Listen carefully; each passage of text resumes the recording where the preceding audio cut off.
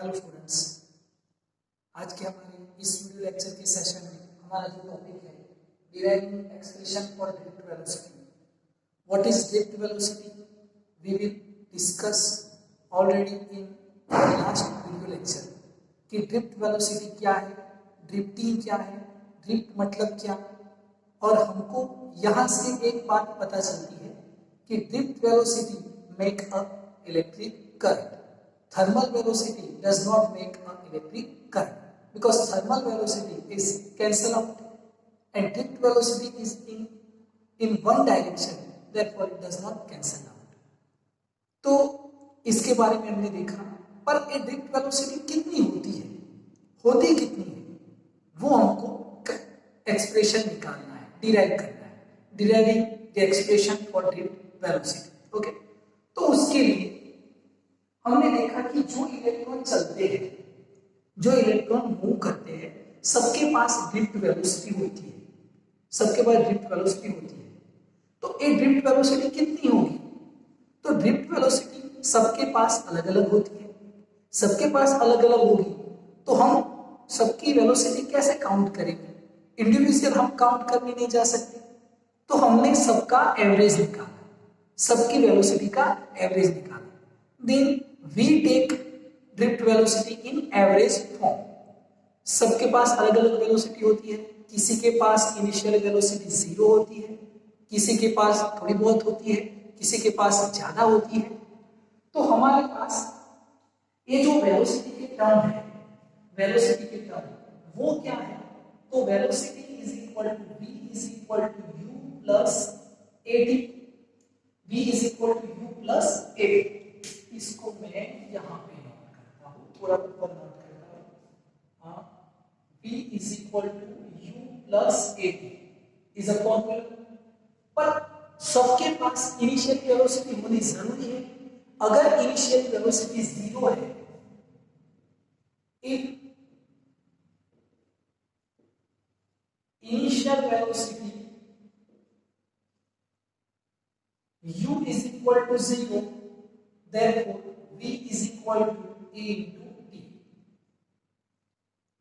Okay, अब ये जो वेलोसिटी है, अगर हम वेलोसिटी एवरेज लेते हैं तो जो ये एक्सेलरेशन है, ये क्या है? एक्सेलरेशन, और ये क्या है? टाइम। अब ये जो वेलोसिटी है, मान लो कि ये एक कंडक्टर है, यहां से इलेक्ट्रॉन गया और यहां पे जाके इसने स्ट्राइक किया और उसकी वेलोसिटी कितनी हो गई? 0। फाइनल वेलोसिटी उसकी कितनी हो गई? 0। कोई इलेक्ट्रॉन ऐसे गया और ऐसे रिफ्लेक्ट होके आया, तो ऐसे पोजीशन में हम एक एवरेज वेलोसिटी निकालेंगे, क्योंकि किसी के पास वेलोसिटी 0 है इनिशियल, तो किसी के पास फाइनल 0 है, कोई रिफ्लेक्ट होके आता है, किसी के पास बहुत कम वेलोसिटी है, किसी के पास हाई वेलोसिटी है। तो इन सब वेलोसिटी के कारण हम इंडिविजुअल कैलकुलेशन नहीं कर सकते। तो हमने क्या किया कि सबकी एक एवरेज वेलोसिटी निकाली। Then we take average velocity for electron. Drift velocity में क्या? Average velocity. ओके, अब ये जो एवरेज वेलोसिटी है, इसको मैं निकालना चाहता हूं, पर इसके साथ में ये जो एक्सप्रेशन है, एक्सेलरेशन, और ये जो है टाइम, ये हम कौन सा टाइम कैलकुलेशन में लेंगे? कौन सा टाइम कैलकुलेशन में लेंगे? किस इलेक्ट्रॉन का टाइम कैलकुलेशन में लेंगे? तो हमने बोला कि हम ये जो वेलोसिटी लेने वाले हैं वो एवरेज वेलोसिटी है। अगर ये वेलोसिटी एवरेज है, एवरेज मींस सबकी वेलोसिटी, एवरेज मींस सब पार्टिकल्स की वेलोसिटी आ जाएगी, बरोबर है। अगर सब पार्टिकल्स की वेलोसिटी आई तो ये टाइम भी सब पार्टिकल का होना चाहिए, मतलब सब इलेक्ट्रॉन का होना चाहिए। तो टाइम भी कैसा होना चाहिए? ये टाइम भी कैसा होना चाहिए? एवरेज होना चाहिए। Then time is also taken average. Okay, पर ये टाइम हम कब तक नोट करेंगे? कहां तक ये टाइम हमको नोट करना है? हम फाइंड किसको कर रहे हैं? Drift velocity.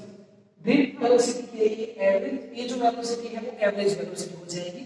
तो time we take also average, but what is ये जो टाइम है, which time period we taken this average time? ये टाइम हम किस पीरियड के लिए नोट करेंगे? तो इसके लिए हमने देखा कि जब इलेक्ट्रॉन चलते हैं तो बहुत सारे इलेक्ट्रॉन होते हैं, एक इलेक्ट्रॉन दूसरे के साथ, एक इलेक्ट्रॉन दूसरे के साथ ऐसे कोलिजन करता है, ऐसे कोलिजन करता है। अब मान लो कि ड्रिफ्ट वेलोसिटी से ए इलेक्ट्रॉन ऐसे चल रहा है, कब तक चलेगा? ऐसे कब तक चलता रहेगा? जब तक उसके सामने कोई दूसरा इलेक्ट्रॉन ना आए, जब तक ए इसके साथ कोलिजन नहीं करता है तब तक चलेगा। अब यहां से चला, फिर से यहां पे आया, अब कब तक चलता रहेगा? जब तक दूसरा इलेक्ट्रॉन ना आए तब तक चलता रहेगा। तो हम ये टाइम किसके बीच का काउंट करेंगे? तो ये जो टाइम है, this time is relaxation time. इस टाइम को हम क्या कहेंगे? Relaxation time. And what is relaxation time? यहां पे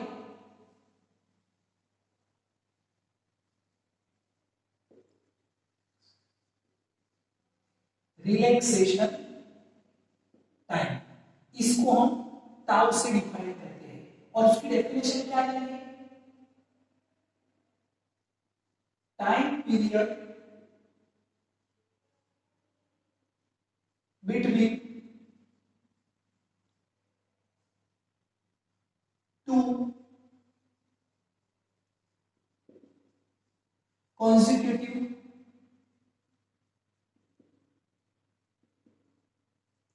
collision, time period between two consecutive collision for electron with drift velocity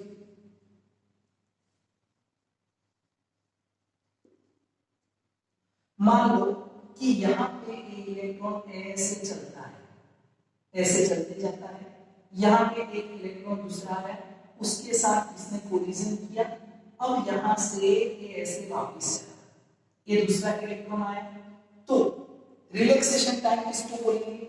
ये एक कोलिजन हुआ और एक दूसरा कोलिजन हुआ, तो इन दो कोलिजन के बीच का जो टाइम है उनको हम क्या बोलेंगे? Relaxation time. क्यों रिलैक्सेशन टाइम इसको नाम दिया? क्योंकि जब तक कोलिजन नहीं होता है वो ऐसे आराम से चलता है, जब तक उसको किसी के साथ झगड़ा नहीं होगा तब तक वो क्या होगा? रिलैक्स फील करेगा। तो यहां से चला, अभी रिलैक्स फॉर्म में है, इसके साथ कोलिजन हुआ, फिर ऐसे चला, इसके साथ कोलिजन हुआ, then time period between two collision, time period between two collision is a relaxation time for electron with drift velocity. इसके साथ चल रहा है ड्रिफ्ट वेलोसिटी के साथ। ओके, तो ये जो टाइम है वो हम कैसा लेंगे? Relaxation time. कैसे रिलैक्सेशन टाइम लेंगे? तो सब इलेक्ट्रॉन के लिए ये जो टाइम है T1 T2 T3 ऐसे ये टाइम हमने लिया, कहां Tn तक डिवाइड बाय n, इस टाइम को हम क्या बोलेंगे? एवरेज। और एवरेज टाइम पीरियड को हम क्या लेंगे? Relaxation time. ओके, इसका सिंबल है टाउ। तो सब क्या टाइम का एडिशन किया, डिवाइड बाय कितने इलेक्ट्रॉन, कितनी कोलिजन हुई, n, तो जो टाइम मिला वो रिलैक्सेशन टाइम है। तो एक जो टाइम हम नोट करेंगे वो टाइम कैसा होगा? Relaxation time, average time period. Okay, अब यहां पे ये एक्सेलरेशन कितना होगा? तो हमको पता है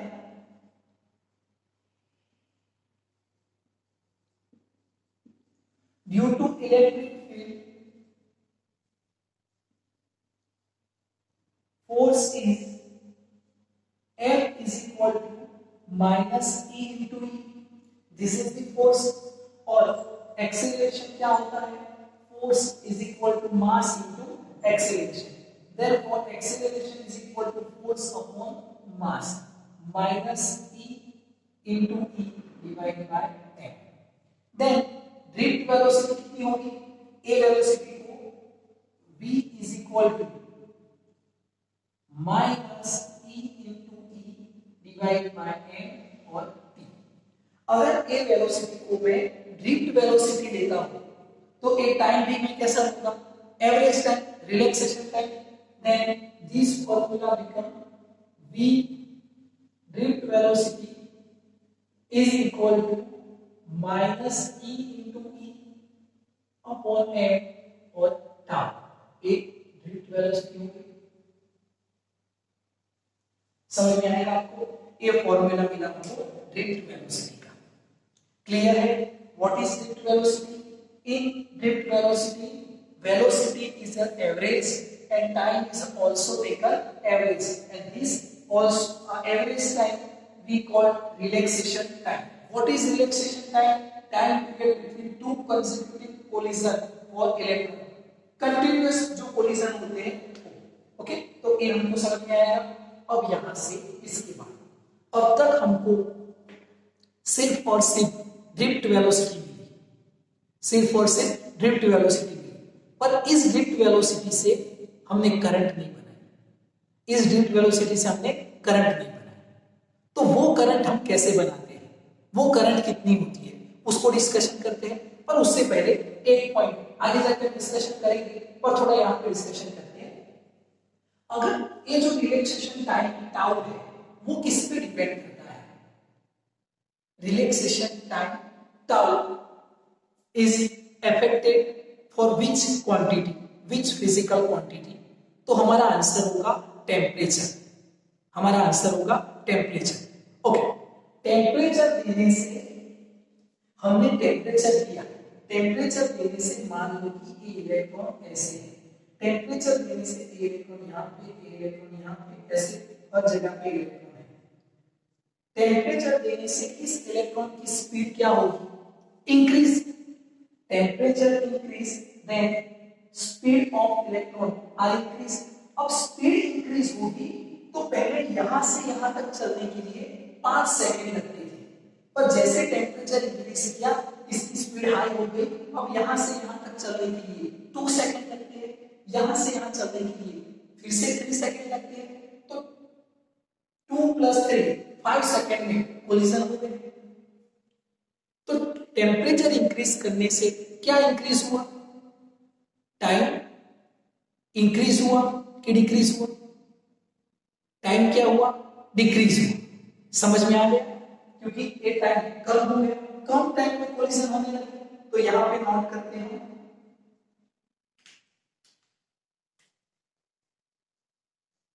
if temperature is increased,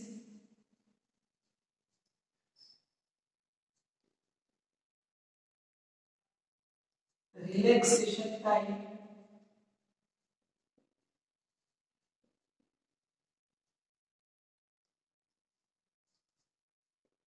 is decreasing. Okay, एक इंपॉर्टेंट पॉइंट है, याद रखना कि temperature increase, relaxation time tau is decreasing. Okay, अब हमको करंट बनाना है, current due to drift velocity. Current due to drift velocity कैसे बनती है करंट? करंट बनाने के लिए हमारे पास फॉर्मूला क्या है? I is equal to Q upon T, I is equal to Q upon T। अब इसको समझना, करंट के लिए हमने यहां पे एक कंडक्टर लिया, एक कंडक्टर है, ये देखिए ऐसे कंडक्टर है। ओके, अब इस कंडक्टर में आप देख सकते हो इस कंडक्टर की लेंथ है L, कितनी लेंथ है L, और इसका जो एरिया है A। What is A? Area cross sectional, and L is a length।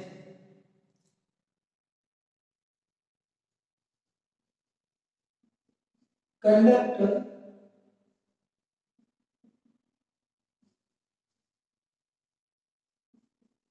having length L and area of cross sectional A, तो उसके पास वॉल्यूम कितना हो? Therefore volume is equal to area into length. Okay, अब unit volume में से कितने electron पास होते हैं? यूनिट वॉल्यूम में से कितने इलेक्ट्रॉन पास होंगे? तो हमने यहां पे लिखा कि electron passing through unit volume, तो n इलेक्ट्रॉन पास होने के लिए कितना वॉल्यूम चाहिए? n into v।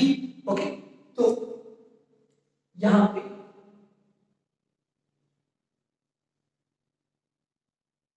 n is a, what is n? n is a what? n को पूरे इलेक्ट्रॉनिक्स के लिए इसको फिक्स करते हैं. What is small n? Small n is a number of electron per unit volume. n is a number of electron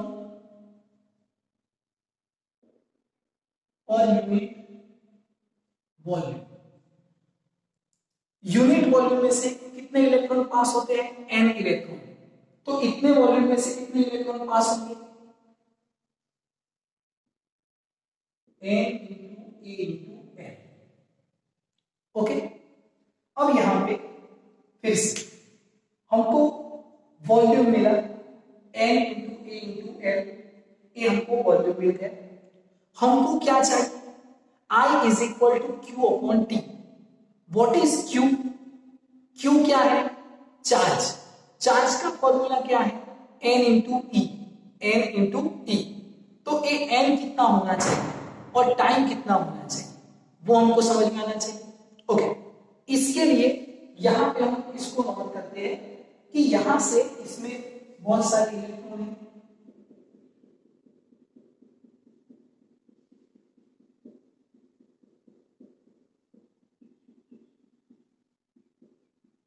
ये बहुत सारे इलेक्ट्रॉन हैं. आप इसकी हेल्प ले सकते हो इस फॉर्मूला की, और इससे हमको करंट निकालना है. Then what is current? I is equal to what? Current को हम कैसे डिफाइन करेंगे इसको हम सोचना है. तो करंट के लिए हमारे पास फॉर्मूला क्या होना चाहिए? हमारे पास फॉर्मूला क्या होना चाहिए करंट के लिए? सोचिए, आपके पास है एक फॉर्मूला, ये फॉर्मूला भी है. सोचिए सोचिए, बहुत इजी है.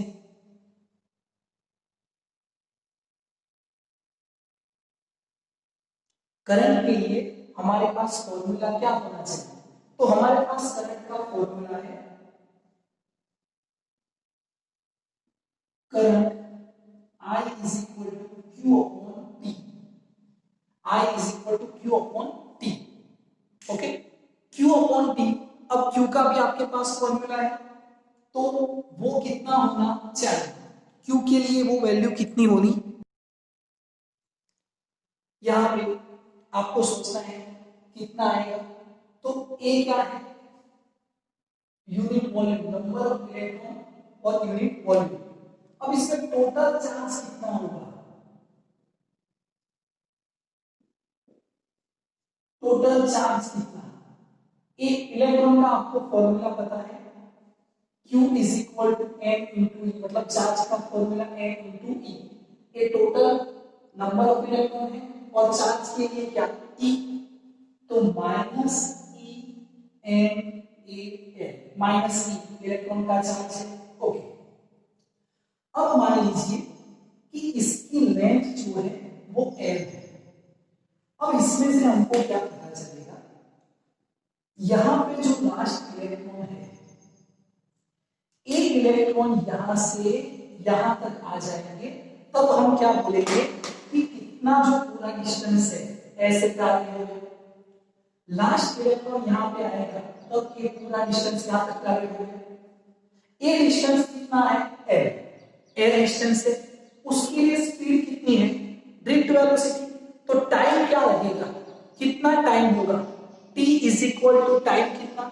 Speed is equal to distance upon time. Time is equal to distance upon speed. तो ये जो टाइम है is equal to L upon V. समझ में आया कितना है? ए लास्ट इलेक्ट्रॉन जब यहां आएंगे तब पूरा ए डिस्टेंस ट्रैवल होगा.